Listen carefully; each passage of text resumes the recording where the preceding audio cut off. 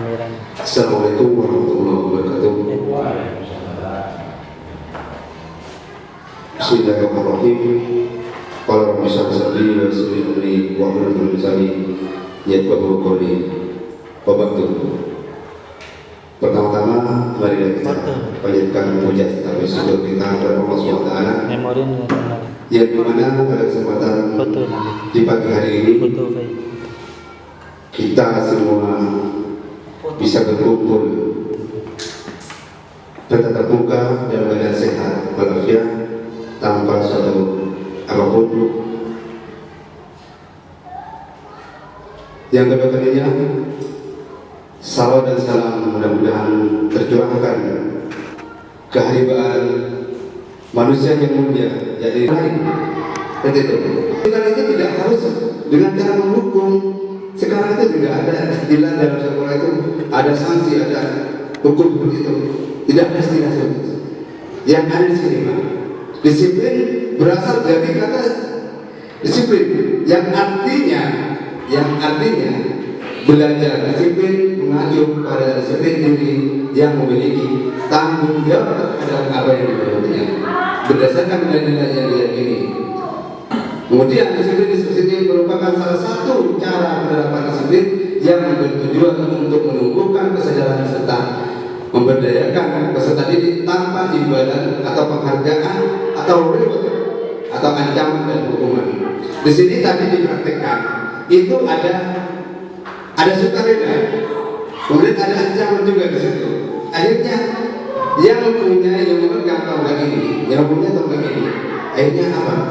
Mereka mengikhlaskan, tapi dengan cara apa? Dengan cara terpaksa. Berarti yang kita tahu dalam beberapa tadi, ini dengan cara terpaksa kayaknya. Nah, di sini siswa kalau sudah merasa terpaksa, ini biasanya ngapa? Atau keluar atau gini. Jadi kita dituntut bagaimana di pembelajaran Pancasila di sini kita dituntut untuk menuntut dan menuntut. Tapi kita bagaimana mengalahkan ke hal yang positif.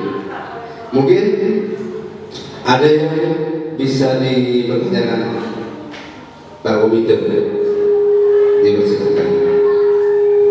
Mungkin dari segi pemaparan saya tadi tentang bagaimana cara kontrol, bagaimana seorang guru bersikap, mungkin dari perwakilan wali murid mungkin ada kode-kode yang akan disampaikan. Nanti kita akan jawab bersama dan kita memecahkannya bersama-sama. Dengan cara apa? Dengan cara kesepakatan. Jadi peraturan itu sekarang tidak ada. Di sekolah itu dilarang merokok. Diganti, kita ganti kalimat dilarang merokok. Di area ini bebas asap rokok semuanya. Kemudian ada lagi sampah harus ditaruh di tempatnya.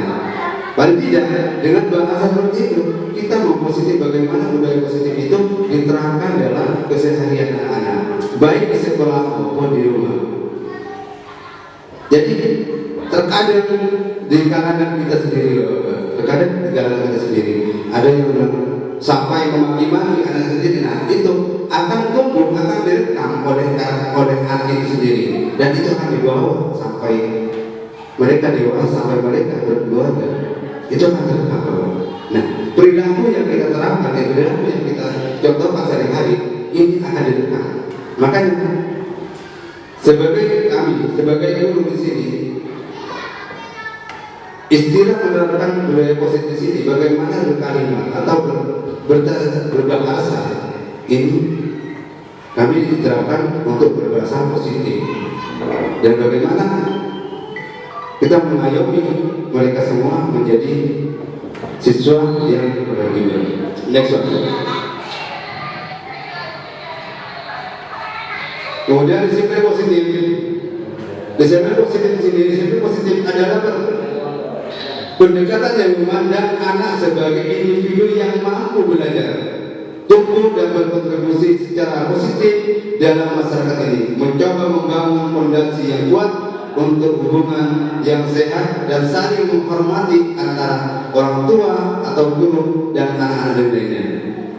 Ini yang ada, yang kita lakukan di sini. Bagaimana anak kita itu menjadi budaya positif, diterapkan budaya positif, sementara budaya kita sendiri tidak positif. Nah, ini yang diharapkan budaya positif ini kita tekankan kepada anak-anak, kemudian kita sampaikan kepada wali murid, kepada warga sekolah. Tujuannya apa? Tujuannya untuk bagaimana anak itu menumbuhkan budaya positif di sini, mulai dari dirinya sendiri, bukan karena tekanan atau bukan karena terpaksa.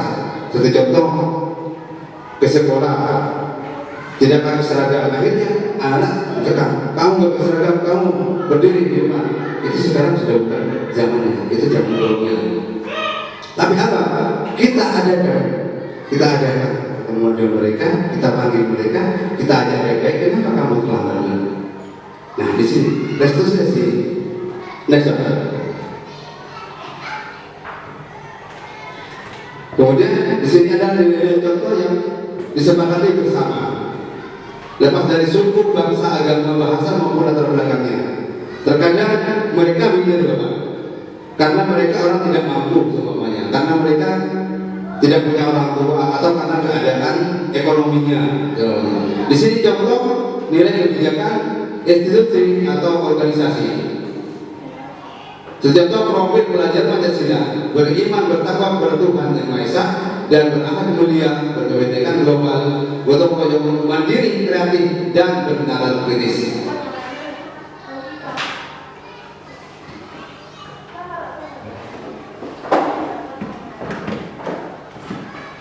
Kemudian di sini Pride Years program PJP, toleransi, rasa hormat, integritas, mandiri, menghargai, antusias, empati, pengetahuan, kreativitas, kerjasama, percaya diri, dan komitmen. Kemudian keterampilan hidup, life skill. Di sini toleransi, rasa hormat, integritas, mandiri, menghargai, antusias, empati, pengetahuan, kerjasama, percaya diri, dan komitmen. Nah, yang dimaksud di sini, Bapak. Di sini nilai yang disepakati ini. Terkadang di sekolah tidak ada yang namanya piket menyapu atau piket ini. Kesepakatan saja. Kita akan membuat kesepakatan anak-anak. Hari Senin itu kan upacara bendera. Bagaimana seandainya kamu terlambat? Seandainya telat. Jadi kata terlambat itu diganti dengan kalimat telat. Karena apa? Karena bahasa positif. Dari situ, kalau kita langsung menghukum karena kamu terlambat, datang upacara kamu keliling 7 kali sambil lari, maka apa yang terjadi?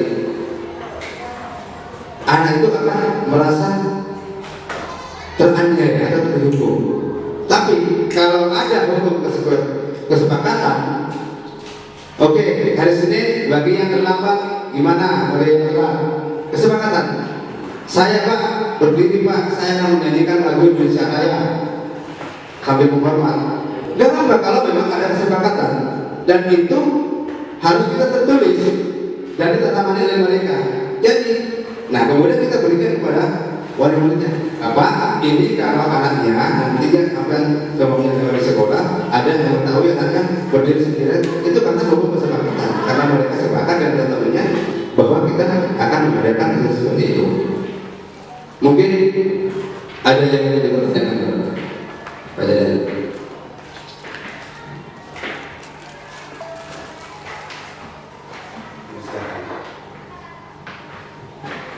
next one. Kemudian kebutuhan dasar manusia adalah segala sesuatu yang kita lakukan untuk mendapatkan apa yang kita inginkan. Seluruh tindakan yang kita lakukan memiliki tujuan, ketentuan, dan semua usaha terbaik yang kita lakukan adalah dalam rangka agar kebutuhan dasar kita terpenuhi dengan baik. Di sini kebutuhan dasar manusia itu contohnya apa? Kita sebagai manusia yang tapi mempunyai dasar kebutuhan atau sosial. Kita itu manusia sosial. Yang di situ kita mempunyai kebutuhan. Kebutuhan yang mendasar adalah kebutuhan untuk bertahan hidup. Next one. Di sini 5 kebutuhan dasar manusia ini: bertahan hidup, kemudian kita butuh yang namanya kasih sayang dan rasa diterima, kemudian penguasaan atau harga diri, keinginan untuk dianggap, kebebasan, mandiri, memiliki atau pilihan, dan yang terakhir adalah kesenangan. Nah, kita bahas saja dari pertama, kebutuhan hidup. Selain kebutuhan untuk bertahan hidup, untuk makan, kita yang namanya manusia butuh yang namanya pendidikan atau pengetahuan. Ini sudah pasti, Pak. Baik anaknya orang petani maupun orang kaya, semuanya mempunyai kebutuhan itu. Dan bagaimana caranya untuk menata itu, untuk mendapatkan semua itu? Dengan cara-cara seperti apa? Maka selanjutnya yaitu kasih sayang dan rasa diterima.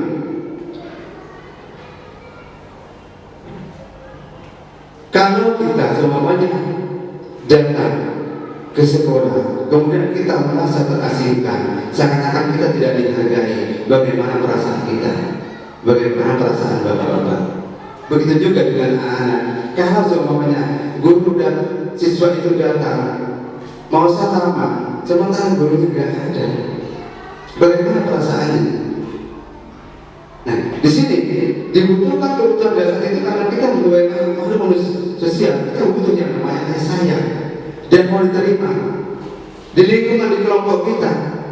Seperti contoh orang baru semuanya datang ke daerah kita, ke daerah Kota ini, mereka merasa terasingkan. Maka siapa yang menyambut? Kita yang ada di sini yang menyambut, yang memberikan ya, oh begini, untuk memberikan kasih sayang, dan mereka merasa diterima. Akhirnya mereka terpenuhi kebutuhan dasarnya. Contoh juga, kemudian penguasaan. Gak apa kalau memang ada kesepakatan, dan itu harus kita tertulis dan ditandatangani oleh mereka. Jadi, nah kemudian kita berikan kepada wali muridnya. Apa? Ini kalau anaknya nantinya akan kemudian di sekolah ada yang mengetahui anaknya berdiri sendiri, itu karena sebuah kesepakatan, karena mereka sepakat dan tentunya bahwa kita akan mengadakan hal seperti itu. Mungkin ada yang ingin ditanyakan pada dari.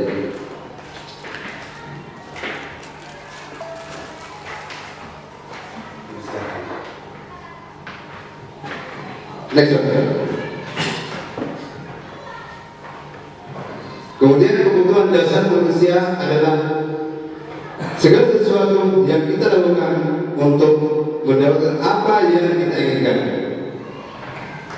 Seluruh tindakan yang kita lakukan memiliki tujuan, ketentuan, dan semua usaha terbaik yang kita lakukan adalah dalam rangka agar kebutuhan dasar kita terpenuhi dengan baik. Di sini kebutuhan dasar manusia itu contohnya apa? Kita sebagai manusia yang tapi mempunyai dasar kebutuhan atau sosial. Kita itu makhluk sosial. Yang di situ kita mempunyai kebutuhan. Kebutuhan yang mendasar adalah kebutuhan untuk bertahan hidup. Next one.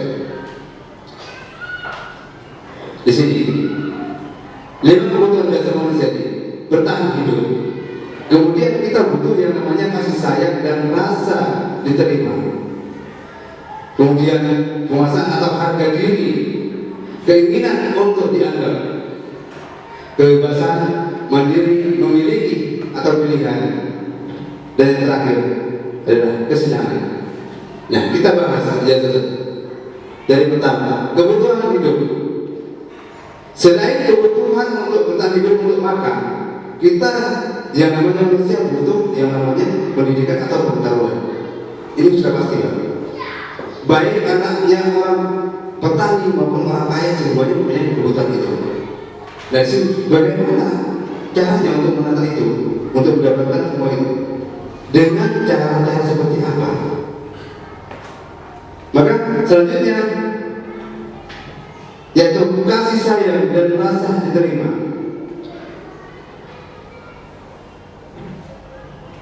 Kalau kita semuanya datang ke sekolah, kemudian kita merasa terasingkan, seakan-akan kita tidak dihargai, bagaimana perasaan kita? Bagaimana perasaan bapak-bapak? Begitu juga dengan anak-anak. Kalau semuanya guru dan siswa itu datang mau salaman, sementara guru itu tidak ada, bagaimana perasaannya? Nah, di sini dibutuhkan kebutuhan dasar itu karena kita sebagai manusia sosial, kita butuh yang namanya kasih sayang dan mau diterima di lingkungan di kelompok kita.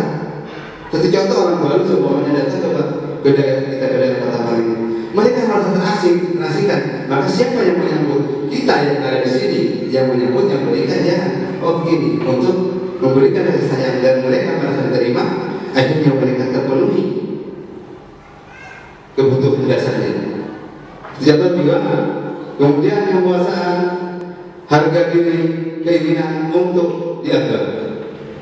Di sini di sekolah terkadang saya sendiri ada wali murid mengatakan, Pak ini muridnya ini kenapa gak dikubur? Itu sekarang bukan zamannya, bukan zamannya untuk mensi itu. Terus terang kalau dulu saya ya betul, tapi sesuai dengan kesepakatan, kamu nak kalau sampai 7 kali, ini di sini ada salah satu siswa saya, kalau sampai 7 kali kamu seperti ini, maka kamu akan ini. Hukum kesepakatan itu memang sudah ada dari dulu, cuma sekarang baru dikembangkan oleh pemerintah. Tapi kalau hukum kesepakatan itu, saya sampai sudah tahu sendiri, saya menggunakan hukum kesepakatan bagaimana menuntun siswa itu, bagaimana saya mendidik siswa itu dengan cara-cara menuntun seperti apa yang diajarkan atau teori yang diajar Dewata. Dan selanjutnya kebebasan atau mandiri memiliki pilihan. Di sini, kenapa saya tidak selalu menyebut? Jadi, gimana sekarang? Kita tukar jadwalnya. Biasa jadwalnya hari Senin, matematika, bahasa Indonesia. Tapi karena kesepakatan di dalam kelas itu, akhirnya ditukar. Gimana jadwalnya matematika? Besok aja Pak, besok lusa Pak. Nah, disitulah kita hargai mereka. Mereka merasa dihargai, merasa disayangi, merasa diperhatikan. Nah, mereka mempunyai daya tarik. Oh, ini loh. Akhirnya mereka tertarik dengan pembelajaran kita. Bukan berarti saya tidak pernah marah, ada, cuma bukan waktunya. Saya mengedepankan bagaimana anak itu menuntut anak itu bagaimana dengan kemauannya. Cuma sebagai guru, sebagai orang tua, kita mengarahkan. Ayo kita ikuti, kita biarkan mereka seperti apa, berkarya sendiri. Terkadang kita salah menilai anak. Seperti itu. Kemudian kesenangan. Yang namanya anak ya pasti bermain dan bermain.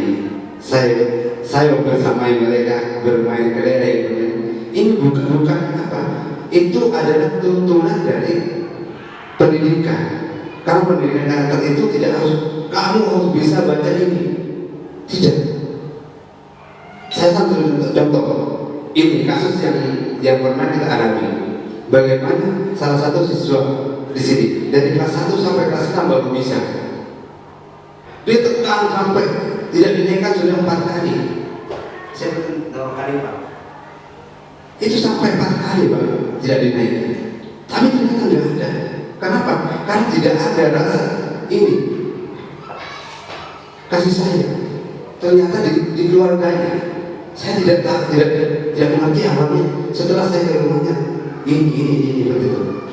Nah kita mulai ini penyakitnya ternyata. Nah di sini, kemudian di sini ada yang namanya bullying. Sekarang itu bullying itu kan marah. Tapi kalau dulu kocok-kocok oleh rencana itu sudah biasa. Akhirnya apa? Anak itu belajar menyendiri sendiri seperti ini, menyendiri. Akhirnya bosan. Mereka takut untuk menyampaikan, dia punya pemikiran yang luas. Mereka takut untuk menyampaikan apa. Itu yang terjadi. Kemudian kebebasan mandiri memiliki pilihan. Nah di sini mandiri di sini apakah ada siswa kita Pak mengajukan pertanyaan ini? Saya punya ide bagaimana kalau matematika itu menggunakan teori ini. Itu sebenarnya kita di sini artinya apa ya? Mampu tidak ada. Itu yang tidak penting bagaimana anak itu mandiri mempunyai keinginan untuk lebih kreatif. Kemudian bagaimana yang terakhir adalah kesenangan mereka untuk mendapatkan kesenangan, orang tua senang, guru senang, dan siswa sendiri menjadi lebih senang dan menerima pelajaran itu lebih mudah kalau mereka sudah kita sendiri orang dewasa. Kalau kita merasa nyaman, maka akan lebih mudah menerima apa yang kita sampaikan atau kita menyampaikan kepada orang lain. Jangankan kepada anak, ke keluarga sendiri, walaupun orang tua tidak akan nyambung kalau mereka dalam keadaan emosi. Oke, next. Kemudian contoh perbandingan di sini, ibaratkan guru adalah seorang petani. Ini adalah yang disampaikan oleh tokoh pendidikan kita, yakni Kiai Dewata. Contoh ibaratkan guru adalah seorang petani, maka murid adalah bibit tanaman yang harus dijaga tumbuh kembangnya seperti halnya pada tanaman padi. Untuk mendapatkan hasil yang sesuai diharapkan, maka petani harus menuntun atau merawat dengan cara menjaga kesuburan tanah, memberikan pupuk, memberikan air, dan membasmi hama yang dapat mengganggu pertumbuhan tanaman pada tersebut. Ini adalah bagaimana guru itu bersikap seperti petani. Di sini sebagai objeknya, sebagai tanamannya, sebagai bibitnya itu adalah siswa. Bagaimana siswa ini kita tanam? Walaupun bibitnya itu bagus, tapi petaninya itu nggak bagus cara menanamnya, maka hasilnya akan jelek. Walaupun bibitnya jelek, tapi petaninya dengan open, disiram, disemai dan semacamnya, dipupuk, dirawat, maka hasilnya walaupun lambat, pasti hasilnya itu akan berbeda dengan yang petaninya asal-asalan. Yang penting asal nanam udah dilempar, tumbuh juga, nggak mungkin kan? Itu contoh di sini. Nah, siswa pun seperti itu, anak itu seperti itu. Kita itu betul-betul bapak. Maka kita sebagai petani, maka kita harus mengayomi bagaimana siswa itu menjadi bibit yang unggul nantinya. Kita kata orang-orang dulu, anaknya itu bagaikan kertas. Sebetulnya tidak, bukan kertas putih kosong, bukan. Mereka punya pemikiran, mereka punya.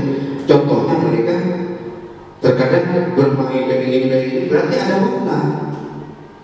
Kalau itu kosong, berarti tidak ada apa, tidak bisa apa-apain.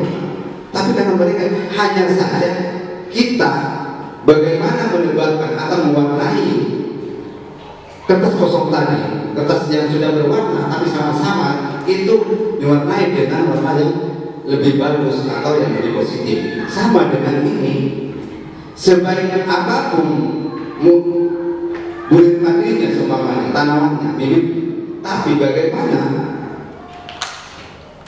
petaninya itu ugal-ugalan, artinya hanya dilempar untuk tanam, sudah akan tumbuh itu. Begitupun juga. Jadi bagaimana caranya untuk menumbuh kembangkan itu? Menuntut merawat dengan cara menjaga kesuburan tanah. Di sini kesuburannya ibaratnya kalau ini memadai kan? Tidak memadai, Pak. Bahkan kita satu kelas di sini. Ini salah satu pendukungnya. Kemudian memberi air dan membasmi hama. Seperti contoh hama yang dimaksud di sini adalah ada bullying, ada kekerasan di sekolah itu kita tiadakan. Walaupun sekarang itu peraturan itu sudah tidak ada atau undang-undang kekerasan terhadap itu sudah tidak ada. Nah di sini mengganggu pertumbuhan yang dapat mengganggu pertumbuhan tadi. Karena sering kalau dikatakan sering dikocok-kocok atau dibullying atau dihina atau digilih, akhirnya mereka takut, mereka menyendiri sendirian, menangis dan menangis. Terkadang nulis tidak nulis, kenapa? Pak, buku saya diginikan, Pak, buku saya coret-coret. Nah inilah yang terjadi. Ini yang terjadi di kalangan siswa kita. Makanya kita hati-hati. Next Pak. Kemudian motivasi intrinsik. Di sini motivasi ekstrinsik untuk menghindari ketidaknyamanan atau hukuman. Kemudian untuk mendapatkan imbalan atau penghargaan dari orang lain. Motivasi intrinsik untuk menjadi orang yang mereka inginkan dan menghargai diri sendiri dengan nilai-nilai yang mereka percaya.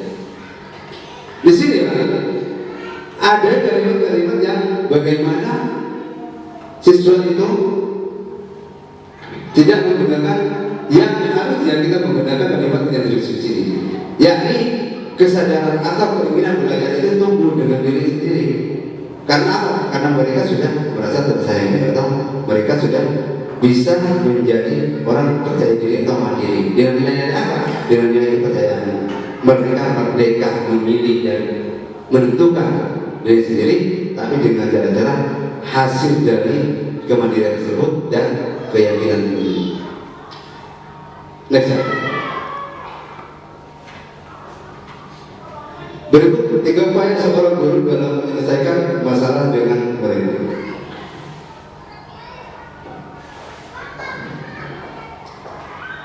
Nah di sini hukuman,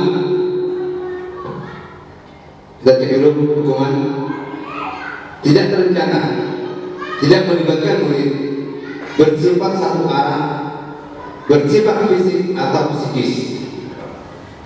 Kita bicara hukuman, kalau guru-guru kita dulu, kalau kita membuat kesalahan, satu kesalahan, langsung main tempel, main ini, iya kan? Ini sudah pernah kita rasakan semua. Dan itu tidak pernah direncanakan. Tiba-tiba kan ada waktunya langsung. Tidak melibatkan murid atau kamu kalau ini akan saya tempel. Tidak ada perencanaan seperti itu. Kemudian bersifat satu arah, hanya menguntungkan dia sendiri. Kemudian bersifat hukuman fisik atau psikis, mengatakan kamu goblok semuanya.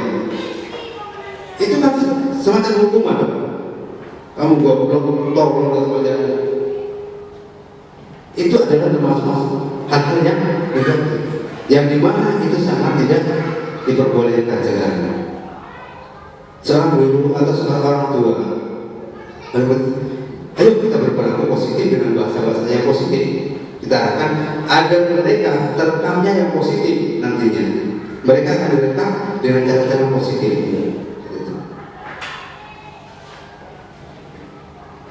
Selanjutnya ada hukum konsekuensi. Di sini kesebarannya ibaratkan kelas ini. Ini memadai kan? Tidak memadai, Bapak. Bayangkan kita satu kelas di sini. Ini salah satu pendukungnya. Kemudian memberi air dan membasmi hama. Seperti contoh hama yang dimaksud di sini adalah ada bullying, ada kekerasan, tidak kekerasan di sekolah itu kita tiadakan. Walaupun sekarang itu peraturan itu sudah tidak ada atau undang-undang kekerasan terhadap itu sudah tidak ada. Nah di sini mengganggu pertumbuhan yang dapat mengganggu pertumbuhan tadi. Karena sering, kalau dikatakan sering dikocok-kocok atau dibullying atau dihina atau digilih, akhirnya mereka takut, mereka menyendiri sendirian, menangis dan menangis. Terkadang nulis tidak nulis. Kenapa? Pak, buku saya diginikan, Pak, buku saya coret-coret. Nah inilah yang terjadi. Ini yang terjadi di kalangan siswa kita. Makanya kita hati-hati. Next Pak. Kemudian motivasi intrinsik. Di sini motivasi ekstrinsik untuk menghindari ketidaknyamanan atau hukuman. Kemudian untuk mendapatkan imbalan atau penghargaan dari orang lain. Motivasi intrinsik untuk menjadi orang yang mereka inginkan dan menghargai diri sendiri dengan nilai-nilai yang mereka percaya.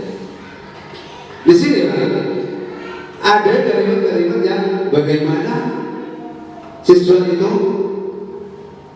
tidak menggunakan yang harusnya kita menggunakan kalimat yang di sini, yakni kesadaran atau keinginan belajar itu tumbuh dengan diri sendiri. Karena apa? Karena mereka sudah merasa tersayangi atau mereka sudah bisa menjadi orang percaya diri atau mandiri. Dengan nilai apa? Dengan nilai kepercayaan. mereka merdeka memilih dan menentukan diri sendiri, tapi dengan cara-cara hasil dari kemandirian tersebut dan keyakinan ini. Next. Berikut 3 upaya seorang guru dalam menyelesaikan masalah dengan murid.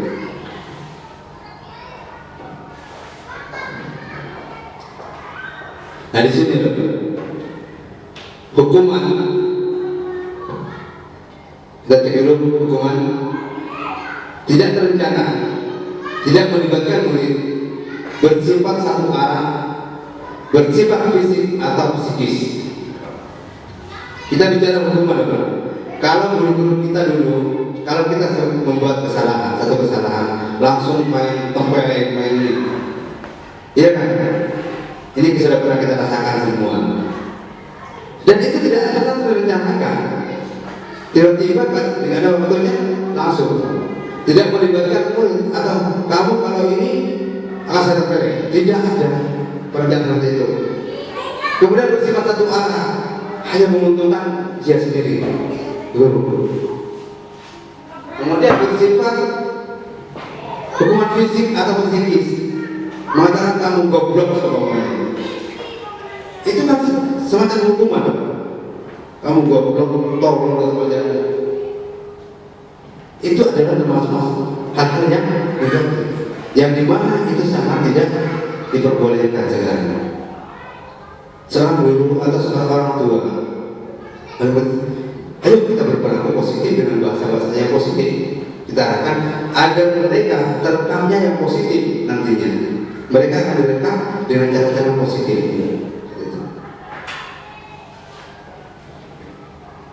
Selanjutnya ada hukum konsekuensi. Ini yang terencana. Ini yang terencana artinya mereka guru dan siswa atau warga sekolah, baik kepala sekolah maupun guru maupun jajaran komite mengadakan kesepakatan ini untuk menemukan bagaimana kesepakatan tadi. Kalau di kelas dinamakan kesepakatan kelas, tapi kalau di sekolah, jadi kesepakatan kelas dan kesepakatan sekolah itu tidak akan, walaupun ada kemiripan tapi tidak sama, Bapak. Contoh, terencana atau disepakati sesuai peraturan di sekolah, contohnya kesepakatan sekolah di sekolah, wali murid yang tidak ada kepentingan dilarang masuk, contohnya. Nah ini jangan kalau kita membuat kesepakatan, membuat aturan, kita harus kesepakati dulu. Bapak sampaikan kepada wali murid kepada ini, kalau tidak ada kepentingan jangan kesepakatan. Itu kan ada kesepakatan. Gimana? Kemudian di situ adalah, Pak, kalau ini kalau saya terlambat, saya siap nyanyi lagu Indonesia Raya.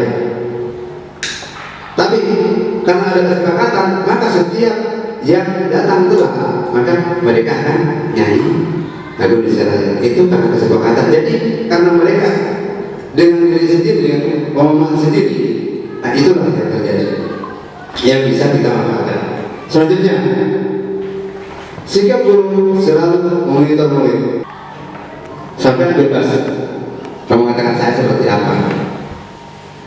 Ini dengan posisi kontrol dulu. Yang pertama, menghukum, membuat rasa bersalah, menjadi teman, menjadi pemantau, atau menjadi seorang manajer. Silakan Bapak menyikapi saya seperti apa. Mungkin banyak tanggapan.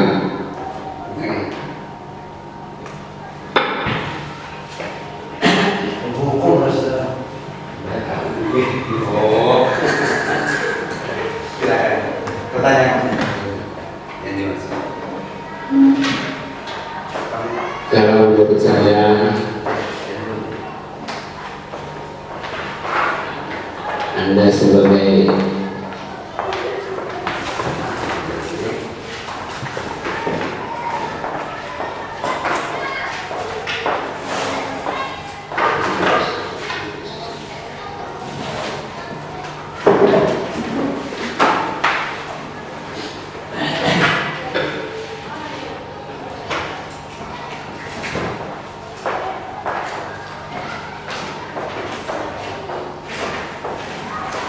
5 posisi kontrol dulu. Kalau menurut saya itu sebagai penghukum.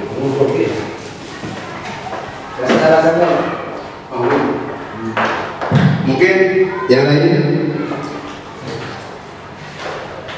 silakan. Ya, sama Penghukum. Jadi kalimat penghukum di sini ini posisi kontrol yang posisi kontrol guru. Kalau menggunakan posisi menghukum, kayaknya tidak akan pernah menyelesaikan masalah ini. Kenapa? Karena istilah menghukum itu hanya tidak pernah melibatkan wali murid atau pada masalah, tidak ada pemberitahuan langsung merubah semacamnya. Ini adalah menghukum yang efeknya anak itu akan jerah, akan merasa risih terhadap kita sebagai guru. Jadi balik itu yang terjadi. Kenapa banyak guru itu seakan-akan menjadi musuh dari mereka? Karena mereka menggunakan, walaupun tidak dengan secara fisik atau dengan fisik, mereka dengan kalimat-kalimatnya yang pedas semuanya. Mengatakan mereka goblok. Saya paling takut mengatakan goblok karena itu adalah bagian doa. Saya bagaimana anak, yuk belajar. Nanti kamu kalau punya cita-cita ini, ayo belajar. Saya paling benci dengan kalimat bodoh. Guru-guru yang lain juga saya sempat tegur. Ada yang mengatakan itu bodoh dan macam. Padahal itu adalah bagian dari doa, mendoakan anak itu menjadi bodoh. Tapi yang ini yang terbawa sampai mereka dewasa. Jadi usahakan, karena di sini ada perwakilan dari wali murid, usahakan bagaimana di rumah atau di sekolah kita terapkan. Yuk kita bersama-sama. Alhamdulillah ini dihadiri oleh komite sekolah. Artinya pertemuan ini artinya penyampaiannya ada keluarga juga. Ini teman-teman guru juga ada. Nah di sini tujuan membuat rasa bersalah. Akhirnya apa? Saya nggak masuk ini bersalah. Tahu dulu karena takut, karena takut semacamnya, takut ikut saya takut ini, itu yang terjadi. Makanya kita usahakan bagaimana anak itu sebagai teman. Tapi temannya bagaimana juga? Dia akan ini sama-sama betul menjadi pemantau jam. Ada yang seperti itu kan guru kan nulis, gurunya enak-enakan duduk sambil main handphone sama mana, muridnya nulis ke depan, kamu dibagi buku. Itu terkadang ada di sini. Saya juga pernah melakukan seperti itu. Ya, pernah juga. Tapi karena melakukan, ayo kamu baca ini. Tapi saya pindah dari kelas lain, bukan karena main ini, bukan. Jadi pemantau atau manajer juga di sini. Lanjut.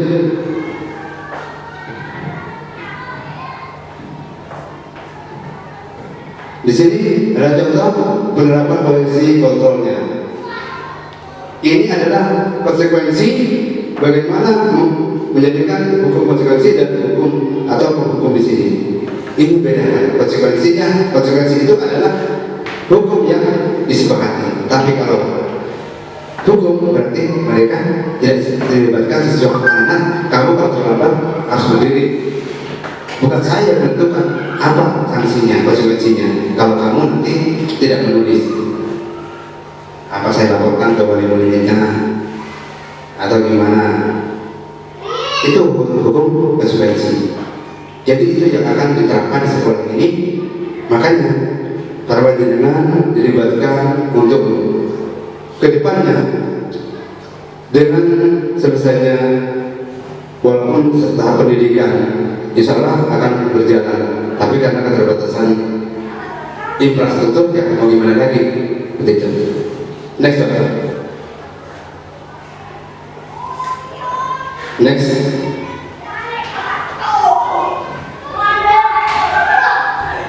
Nah, di sini penerapan posisi kontrol di sini siswa tidak memakai atribut lengkap atau satu upacara bendera.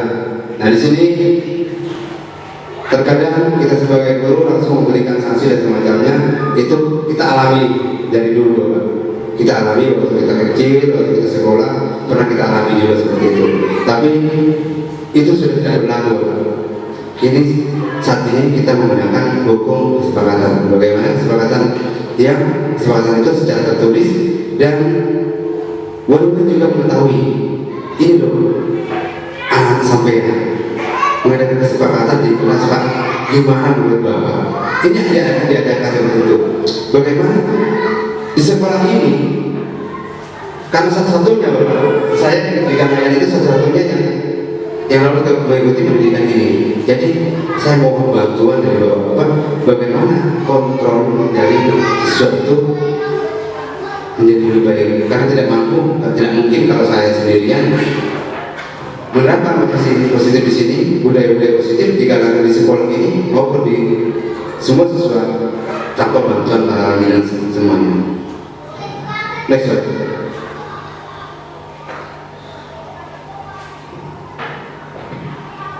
Lanjut. Siswa. Lanjut, Pak. Nah di sini kita membuat keyakinan kelas. Jadi keyakinan kelas itu semuanya contoh. Nah, ada teman-temannya yang lain nulis. Nah, kenapa kamu nggak nulis? Saya nggak tahu, Pak. Saya dulunya diktator. Kalau nggak nulis itu, jadi sampai 7 kali ya, 7 kali itu baru saya hukum karena kesepakatan. Memang kesepakatan itu bagi saya itu didahulukan. Sejak dulu dari tahun 2002 saya di sini sudah ada kesepakatan itu. Tidak orang-orang langsung memberikan hukuman, cuma tidak tahu namanya. Dulu itu tidak tahu namanya. Ternyata, oh ini loh, saya pernah melakukan ini yang saya terapkan di tiap hari di sekolah. Ternyata seperti itu. Mungkin kenapa meyakinkan kelas ini? Anak terkadang mikir, keyakinan kelas ini dituntut bagaimana kita memberikan motivasi agar anak itu mandiri, yakin bahwa mereka bisa seperti orang yang lain.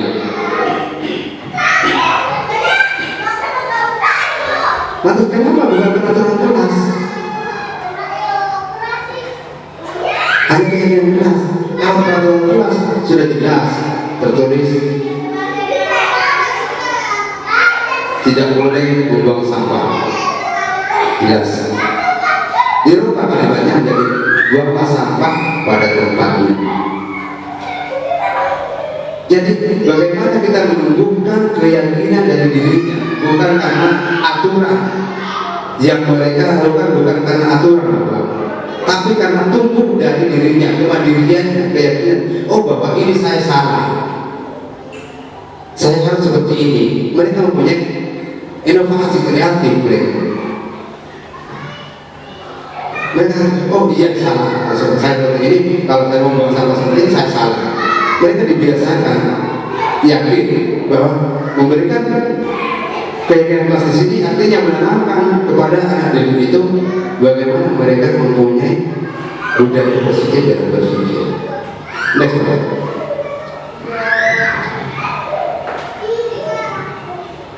Nah di sini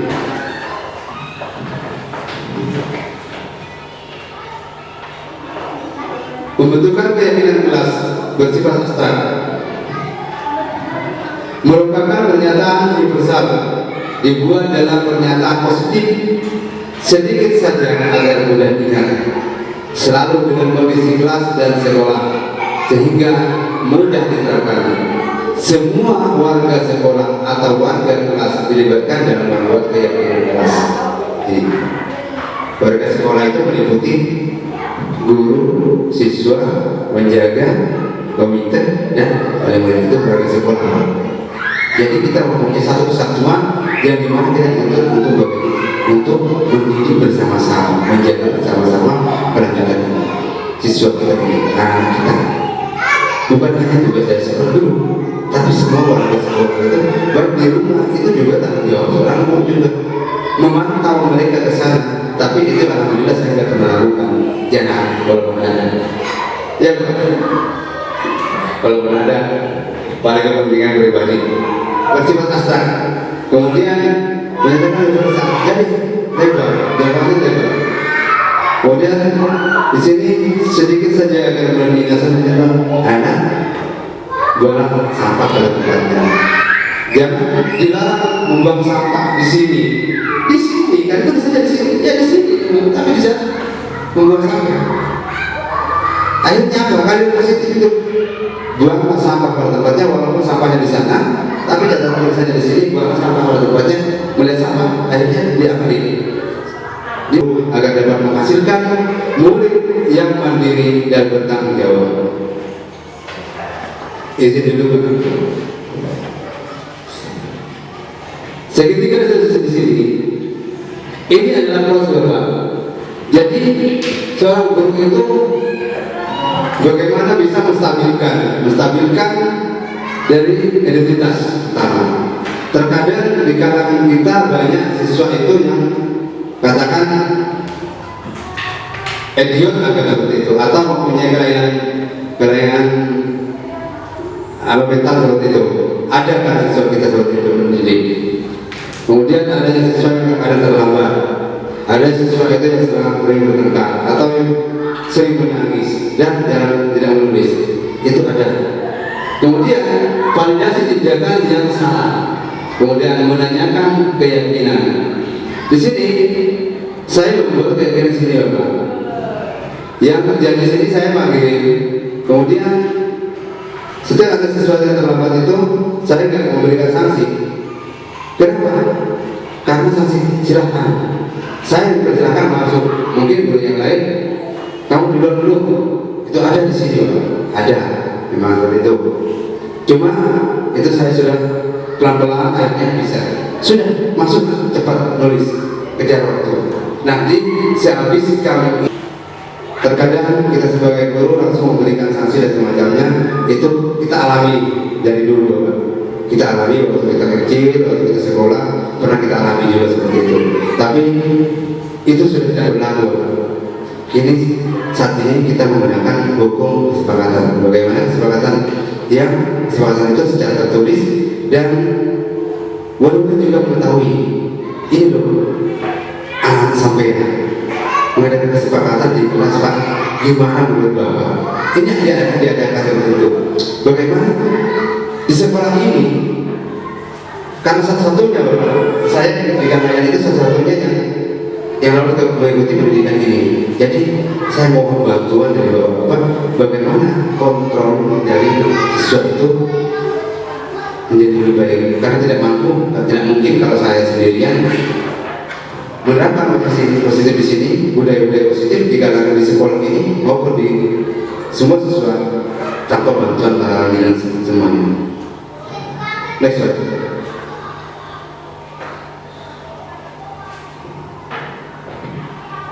Lanjut.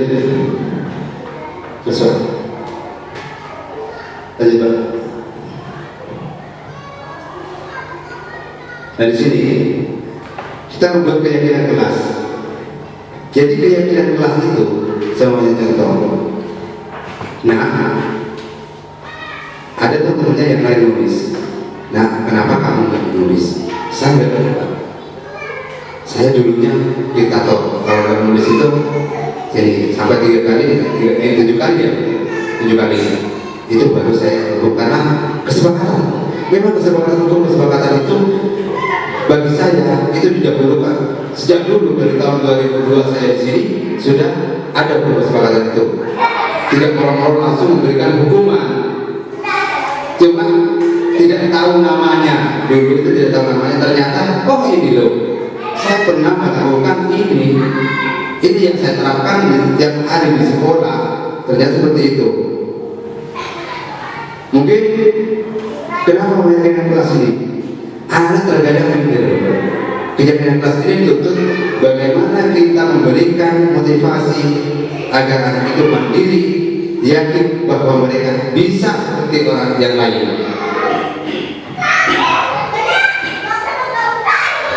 Lantas kenapa bukan peraturan kelas?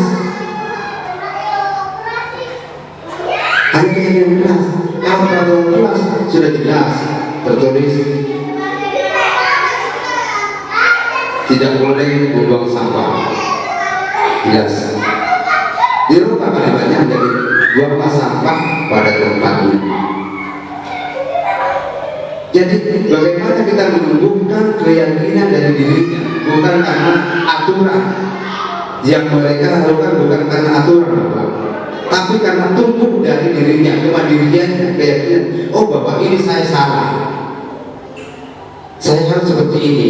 Mereka mempunyai inovasi kreatif mereka. Oh iya salah, saya seperti ini. Kalau saya membuang sampah seperti ini, saya salah. Mereka dibiasakan yakin bahwa memberikan keyakinan kelas di sini artinya menanamkan kepada anak didik itu bagaimana mereka mempunyai budaya positif dalam berpikir. Next slide.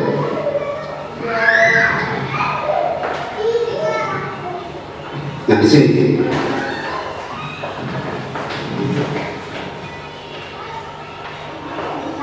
pembentukan keyakinan kelas bersifat abstrak merupakan pernyataan universal dibuat dalam pernyataan positif sedikit saja agar mudah diingat, selalu dengan kondisi kelas dan sekolah sehingga mudah diterapkan. Semua warga sekolah atau warga kelas dilibatkan dalam membuat keyakinan kelas. Jadi, warga sekolah itu meliputi guru, siswa, menjaga, komite, dan paling penting itu warga sekolah. Jadi kita mempunyai satu kesatuan yang dimana kita dituntut untuk mendidik bersama-sama, menjaga bersama-sama peradaban siswa kita ini, anak kita.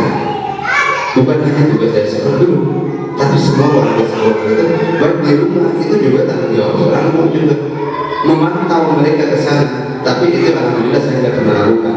Jangan walaupun ada, ya walaupun ada pada kepentingan pribadi bersifat abstrak.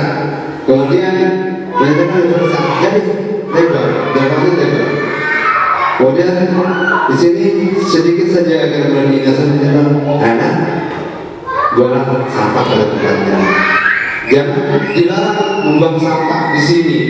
Di sini kan itu saja di sini, ya di sini, tapi bisa membuang sampah.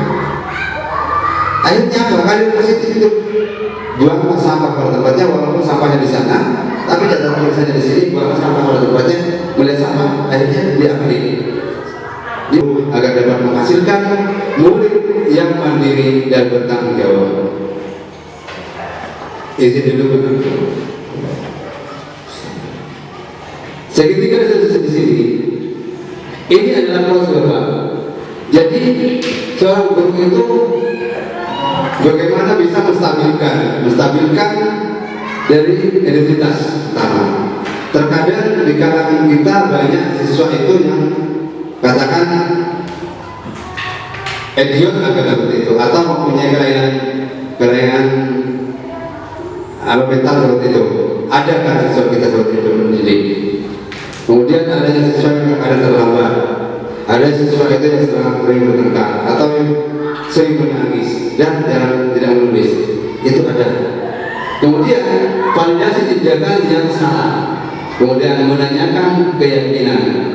Di sini saya membuat keyakinan sini Bapak. Yang terjadi di sini saya panggil, kemudian setiap ada sesuatu yang terlambat itu saya tidak memberikan sanksi. Kenapa? Karena sanksi silahkan. Saya dipersilakan masuk. Mungkin guru yang lain, kamu dulu itu ada di sini Bapak. Ada, memang seperti itu. Cuma itu saya sudah pelan-pelan akhirnya bisa. Sudah masuk cepat nulis, kejar waktu. Nanti sehabis kamu ini, kamu selesai nulis, jam istirahat kamu menghadap Bapak.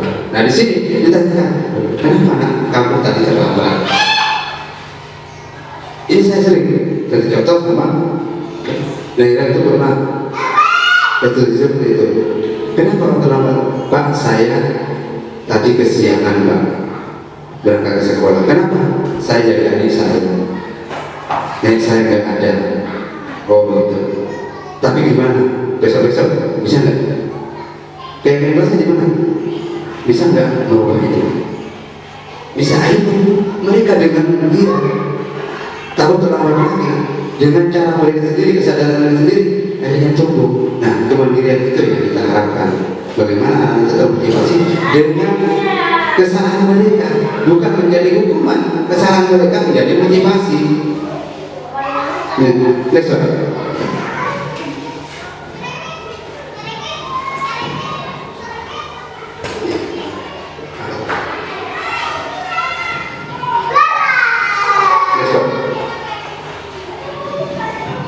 Lanjut. Mungkin lanjut.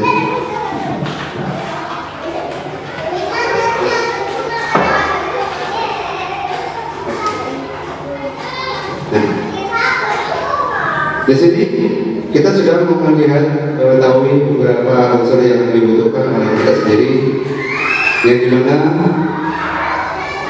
di sekolah kita di tempatnya di Singapura ini kita sangat bersyukur, berterima kasih atas waktu dari Bapak semuanya, baik guru maupun dari ketua komite di sini yang sempat hadir pada hari ini. Saya mengucapkan terima kasih banyak dan mudah-mudahan apa yang saya sampaikan ini menjadi ilmu yang berguna untuk diri kita sendiri dan bagaimana kita bisa menularkan atau menjadi agen perubahan di sekolah ini. Saya selaku mahasiswa calon guru penggerak, apabila ada hal-hal yang kurang baik tutur kata maupun sikap saya keseharian saya di sekolah ini maupun kepada putra putri Bapak, saya mohon maaf. Mungkin demikian. Untuk lebih lanjutnya, alangkah baiknya acara ini ditutup dengan doa. Untuk doa, saya mohon ditajabin untuk memberi doa.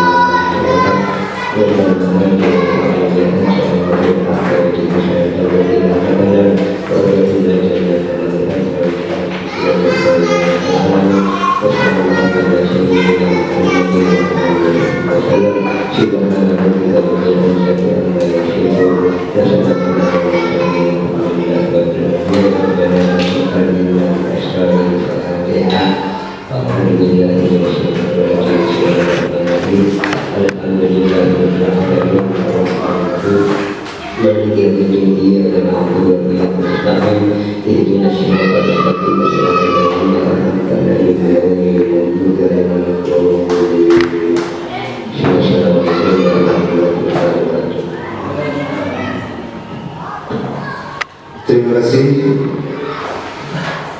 Dengan Jemaah tadi maka berakhir pula acara ini.